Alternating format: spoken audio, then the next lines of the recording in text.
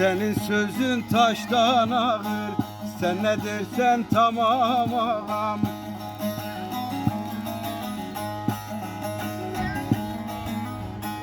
İster sus de ister bağır, sen ne dersen tamam ağam. Tamam ağam, tamam ağam, sen ne dersen tamam ağam.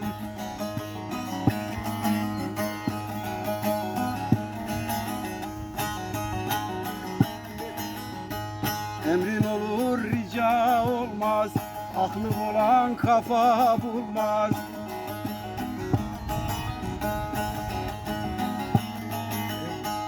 Senin sözün yerde kalmaz, sen ne dersen tamam ağam. Tamam.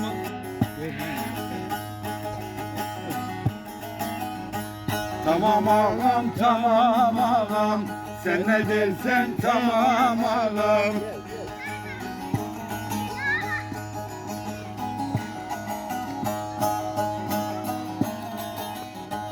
Bakışın duruşun farklı, hikmetin sözünde saklı.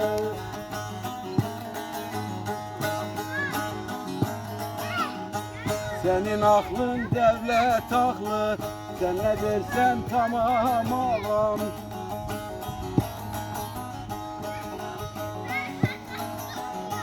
Tamam ağam, tamam ağam, sen ne dersen tamam ağam.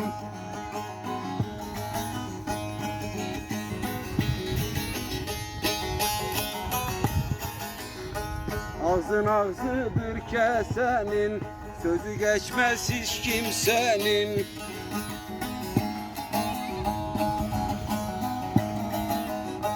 Bir bildiğin vardır senin, sen ne dersen tamam ağam.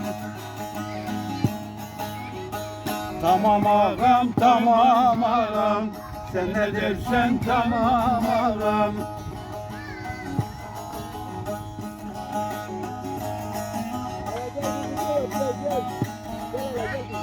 Marsavi kurtları savar, geri kalan zaten davar.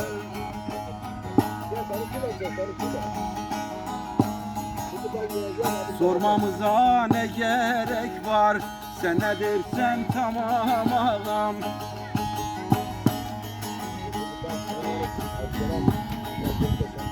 Tamam ağam, tamam ağam, sen ne dersen tamam ağam.